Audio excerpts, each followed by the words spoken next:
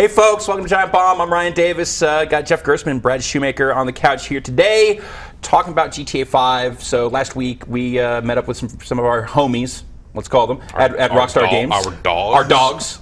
What up, Loke? We're Yes. here to see the Grand Theft Auto. Our cousins over at Rockstar Games, and we got our first live gameplay demo of GTA 5. First live gameplay demo I think they're giving anyone out there. And they also kind of simultaneously, as this stuff was happening, they're putting out these 3 character trailers for the 3 main protagonists. Yeah, it was interesting because they had already previously said that they were going to have these 3 playable characters, right. and the demo that we got was primarily there to kind of show how that stuff was going to work in game, whether you're in mission, out of mission, all that sort of stuff. It's good because that was the thing I was most worried about when I first heard they had 3 guys, because the pitch was you can switch between them at any time, and I was like, oh great, so you just have 2 AI guys running around behind you at all times, but it's completely not that. Yeah. It's like a lot more creative structure. So let's go ahead and roll the first character trailer. Let's roll Michael and kind of talk about. So these gameplay demos we got for the 3 characters were very. I think Brad, as you had said earlier, mechanically focused. So the trailers give you a little more backstory into who these guys are. And Michael's the old kind of leathery, been around the block career criminal who is being pulled back into it. He made it out. Like that's I think that they're kind of pitching it as like he's the GTA protagonist that won. Yes, he lived, and this is his life now. GTA, but he's bored. Yeah. Just. A long tradition of Ray Liotta and Al Pacino characters. Right, yeah. Try to live clean here. So he's the professional. I think they've got character-specific traits. His was he could slow down time when shooting. Is that what it was? I think he's the weapon specialist. Yeah. So he's going to be the precision shooter. He also he starts with higher stats in weapon firearms and stuff. Okay, so there's going to be discrete stats for each character in a number of different fields, like in past GTA games. But all this stuff is going to be just performance based. Yeah, it didn't seem like it was like a San Andreas. Like you're not going to go eat to get fat or go lift weights. It didn't seem like that was going to be the case anyway. Like they said, they said your driving stat will go up by driving. Right. Just by doing the stuff, and it's just bars on the screen that get bigger. Yeah. And then each character had a special bar, which was kind of there for their slow down time sort of thing, or what have you. All right, let's run another trailer. Who else we got here? Franklin. Franklin. Franklin's the wheel man. Yeah. He's good at driving. Yeah. So the mission they showed a little bit of him. He's a repo man. Yes. In the story, so he's going to have your driving skills, and. He's. It really feels like they wanted these were 3 kind of standalone. They could have had GTA 5 go in any one of these directions. Yeah. Like they could have dove deep on any one of these stories and had that been the whole GTA 5 story. Right, but I think that would have been maybe a little too similar to what they've done in the past. Sure. And some of these protagonists. I mean, you look at Michael. He just looks like the average kind of your standard kind of mafia. Sure. Themed protagonist, whereas you kind of gangbanger thing here. But Franklin, his whole thing is he doesn't want to be into this petty hood shit. He wants to get into something bigger, and that's kind of the interesting thing. And that's kind of the thing that will bring these characters together. Is Michael's kind of looking to get back in, whereas Franklin's the up and comer looking to get with actual professionals, trying to move instead up. of just this petty larceny. And then T-Dog's just crazy. That's right. Yeah. Trevor and Michael will have a past together, but I guess whereas Michael made it out, Trevor has just become full on Breaking Bad. And the introduction in the demo was killer. They just because you change characters, it'll kind of zoom over to where that character is, and they'll just be doing whatever it is they do as part of their routine. So they described it as Michael might just be talking to his family or hanging out, and you might zap over to Trevor, and as we saw, he was just in his underwear and with a bottle, surrounded by dead bikers on a beach. Yeah, waking up on a beach. It was. There you go. Yeah. There it is. Literal Breaking Bad. So that's the thing. And he's the pilot. So Brad, that's right. Yeah. Brad, you'd mentioned this earlier. Of it's not just you're running around with two guys, flanking you at all times, and you're popping between them. You switch from one character to another. They have these independent lives that they might be off doing stuff. It almost sounds like this may be a bad comparison, but almost SimCity style, where they have a daily routine, like you said, that they go through, and it's a really cool effect. Like the camera goes overhead and kind of desaturates and pulls out. It's like having Google Earth, Google Maps style thing where it pulls back, zooms out, and I'm sure goes across the map. Over to where they are. And I'm sure they're hiding a load behind that, but it looks really cool. And then you fly down onto the map wherever they are, and they could be doing, like Franklin could be jacking a car. As part of his daily routine or whatever. It's just it's really exciting that they're not just going to be like standing there staring straight ahead wherever you left them. It feels like it's a more organic thing. And I think it lets them. It gets away from, I think, one of the things that people cite as their problem with GTA 4 and past GTAs, of that thing of, the guy's always talking about how he wants to get out of this stuff, but then you're just gunning down cops and doing God knows what. Is with 3 different characters with 3 different motivations that will intersect a number of times over the course of the game. They can have Trevor, who's the lunatic, and give him missions that fit that style. They can have the your kind of driving missions, your racing missions. That can all be Franklin stuff. Michael can be your kind of professional criminal type stuff, and having different missions for the different characters.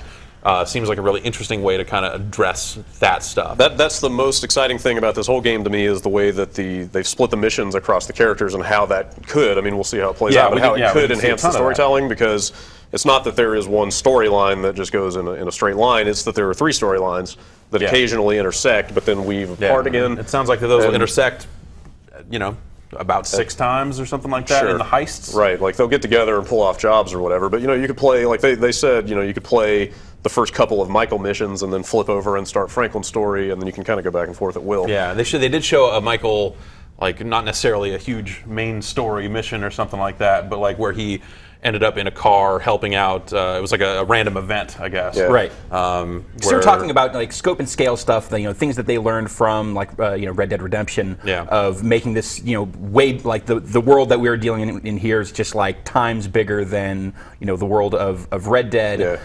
Things like the random events, trying to have more of those happen. This was the case of someone was going to get carjacked. You went and helped them. Then the paparazzi was chasing you. It was kind of that style of mission where you have to get away from them before they can get a photo. It's kind of like a light side activity. It was kind of like when somebody would run up to you in Red Dead and be like, "Oh, they're hijacking my stagecoach. Help me out."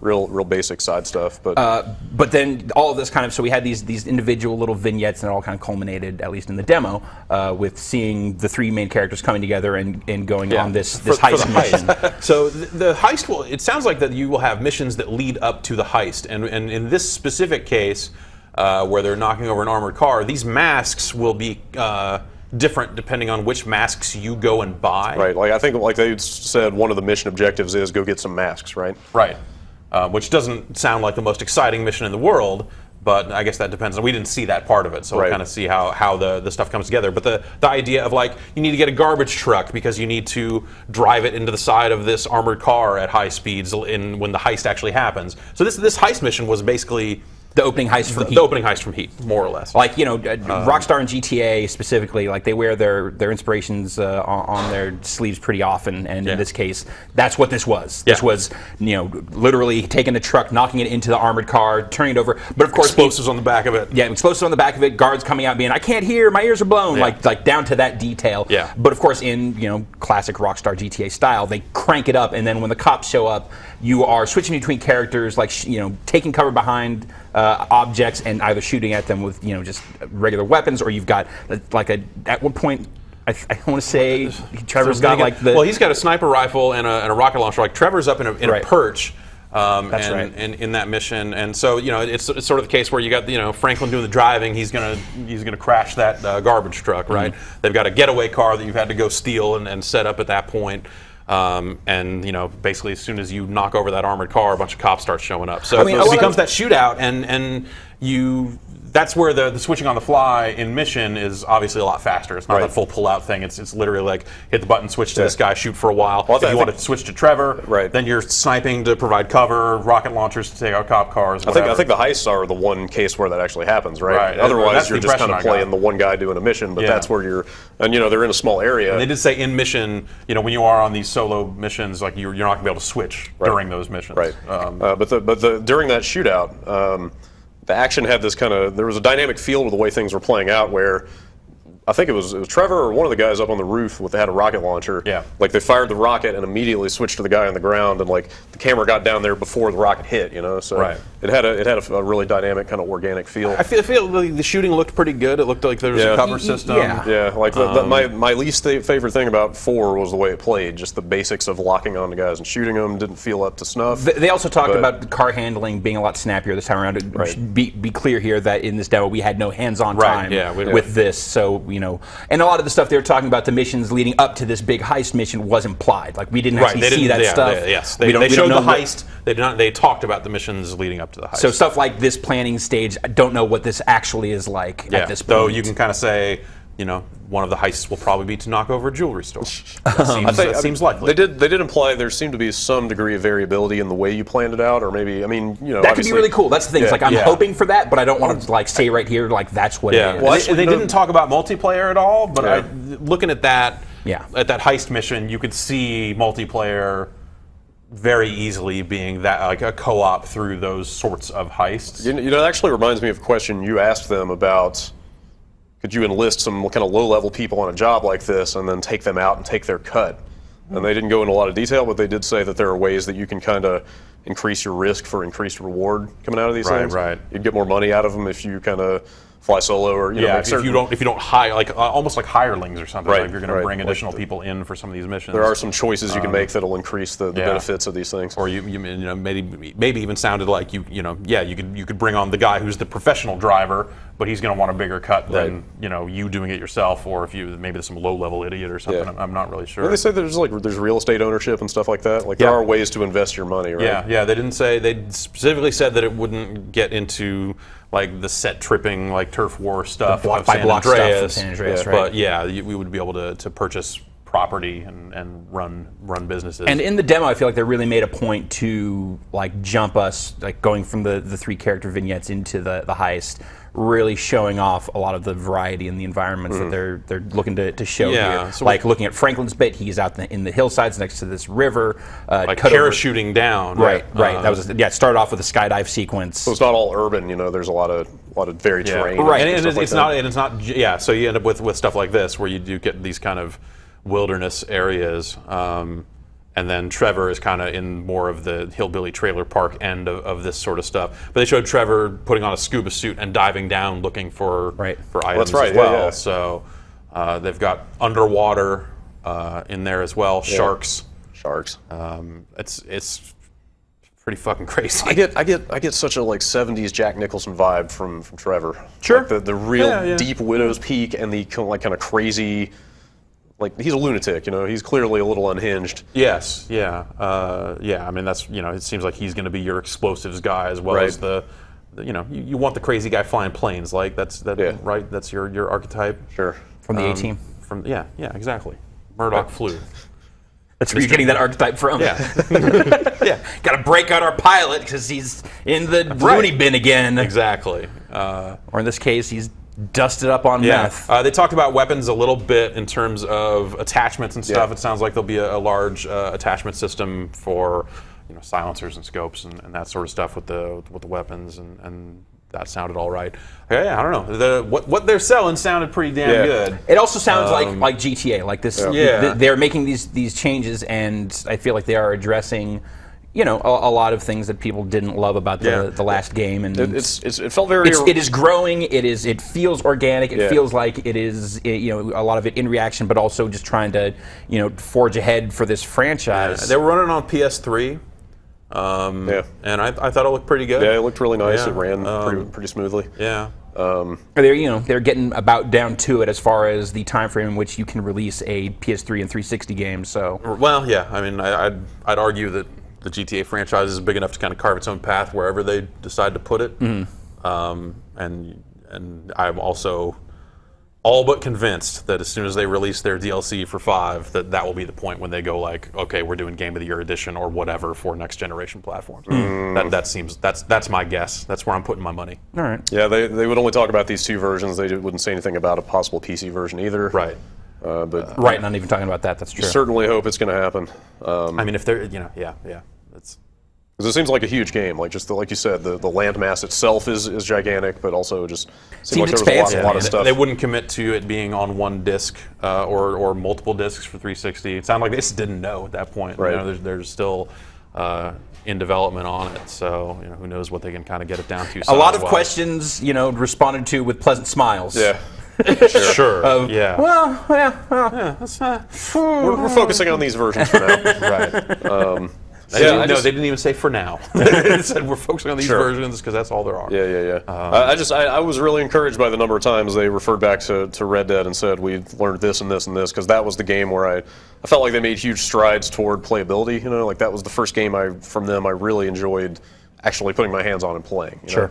Like their fictional elements have always been top notch, but like they're for me, someone who didn't really enjoy Red Dead, didn't really want to play it. Like learning from that aspect of it while still kind of keeping it rooted in GTA, kind of mechanically and I think that still works for me too. I hope this split doesn't mean that we don't get the same depth of character that we have gotten in the past from GTA stories and for GTA protagonists. Well, think about the way those games have always been structured. It's always you're with that protagonist, and every other character just sort of comes and goes. Like how often does a major quest giver stick with you from the beginning of the game to the end? No, it's like you have your Brucey section, right? Right. So, if anything, I would like to think these characters can influence and kind of inform each other's behavior and actions and choices in a way that they maybe haven't been able to build that many characters up that well in the past. I wonder if they'll have, they did talk a little bit about choice in kind of impacting the heists, but I just wonder, GTA 4 had very binary decisions of just like, do you want to kill this guy or this guy? Right. And had, the story kind of change on that. I wonder if they're going to have that in there as well, and necessarily get into that end of it too. So it still feels like there's a ton of questions. They talk a lot about there being tons of side stuff. Yeah. But I suspect that'll end up being a little better integrated than maybe they've done in the past. Like it didn't sound like it was going to be like you'll be able to deliver pizza if you steal the pizza delivery truck. Like it didn't. It sounded like they were maybe trying to get everything to fit better. Right. And that's the protagonist stuff. It seems like specifically built to address some of those concerns. Right. While offering some more variety along the way. So it'd be weird if it was like all of a sudden like here's Michael driving this scooter to deliver pizzas for more money. Like that's the sort of stuff I feel like BMX bike. Well, there will be. I suspect if you want to steal a BMX bike, you'll be able to. Those are in there. I also hope they showed kind of I feel like best case scenarios and also kind of isolated of switching between the characters. Right. I could definitely see there being like, I just want to go over to this other character and do this specific thing, but I jump to him and he's in the middle of this and he's over here instead of where I want him to be. I could see just sort of what the real world implications of this they said immersive. The taxi system would still be in there for getting around the world if you want to fast travel. Right. But it's that seems like it'd be a good way to get from one end of the map to the other. But if you need to get a specific character to a specific spot, that might be tricky. They live in different parts of the city, right? And they did say the whole map is open from the beginning of the game, right? It's not they don't open up the neighborhoods over the course of the story like they used to. Yeah. I don't know. Yeah, it left me pretty impressed. Yeah, I wasn't really sure what to make of it going into it. I feel like we still haven't seen a lot of the things that are going to really separate this from the other GTA games. Yeah. Like a lot of what I saw felt like these are really solid, sturdy GTA beats, for the franchise, and what they showed in the demo definitely hinted at what could be some great stuff with the new mechanics, but haven't really seen it. Yeah, if they nail that stuff, then I think it'll be pretty good. Yeah. And I think that those guys are usually really smart about this stuff. It's like their GTA is their baby. That's the marquee thing. If they're going to pull out all the stops, it's going to be for this specific game. So at the same time, they have a pretty good track record of getting that stuff right. And also, I want to say that this is probably the most confident that I have seen Rockstar in my interactions with them, of seeing the game, and not I guess not feeling that sense of paranoia from Rockstar. Oh, it's still there. Then they've gotten way better at hiding it. I feel that they seemed a lot more confident. So very excited to see the final game, GTA 5, coming to PS3 and 360, and that's it. Yeah, that's it. That's all they're saying for now. So thank you guys for watching. Yeah.